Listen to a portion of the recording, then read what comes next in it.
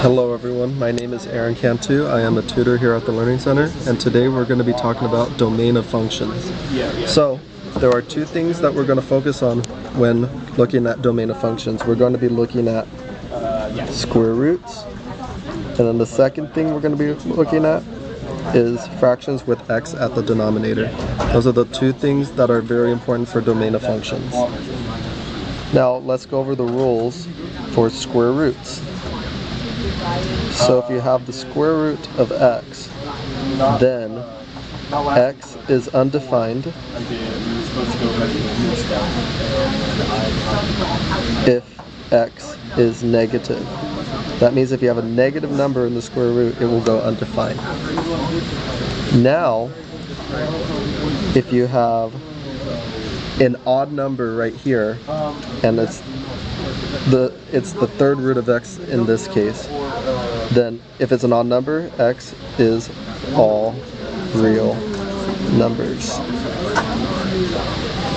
If it's an odd number, x is all real numbers. If it's an even number, then x still applies to this rule. And that's pretty much that. So next, we're going to be going over our denominator and our fractions. In here, x is undefined if x equals 0. That means you cannot divide by 0 or else it will go undefined. So now that we know the rules, let's go over a few examples. So this first one, we're going to find the domain of 3x plus 5 over x squared. Let's do plus x minus 6. We're going to find the domain of this function. And all this means is we're going to find all the possible x values that make this function possible to solve. So when we work with stuff like this, what's on top does not matter. We only focus on the x's in the denominator. So, remember how we said earlier, if x is equal to 0, then 1 over x is undefined. In this case, we need to find x squared plus x minus 6 cannot equal 0. So, we can start off by factoring this quadratic equation. We're going to have an x here on both sides no matter what. And then we need to find something when multiplied by another thing equals negative 6. And then those same two must add to equal 1.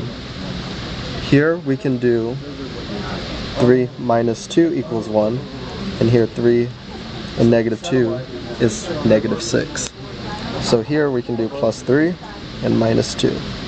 And now, when we do x plus 3, x minus 2 equals 0, we can split these into two parts.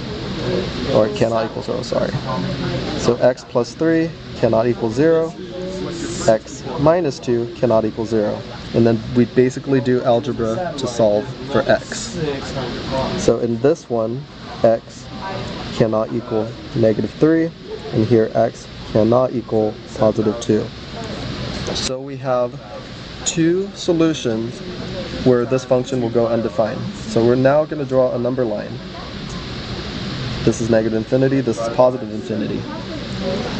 Negative 3, there's going to be a hole at negative 3, and there's going to be a hole at 2. And now we're going to do this in interval notation. We're going to start at negative infinity, and since this is a hole, this is going to be a parenthesis. Now we're going to union this, and we're going to say, starting from negative 3 to 2. Since this is a hole, this is parenthesis, we're going to union again, and we're going to do 2 to infinity. And this is our interval notation for the domain of our function. Alright, let's try a different example now. This is one with the square root. So remember, anything inside our square root, if it is negative, is undefined. So that means negative 4x cubed minus 5 has to be less than or equal to 0. Now we can solve this inequality by adding 5 to both sides. Then we can get 4x cubed is less than or equal to 5. Now we divide by -4. But remember, when we divide by a negative number, we have to flip the inequality. And this becomes x cubed is greater than or equal to 5/4. Now we can solve the final step by taking the cube root on both sides. This will cancel out with the exponent, and x has to be greater than or equal to the cube root of 5/4. Since this is a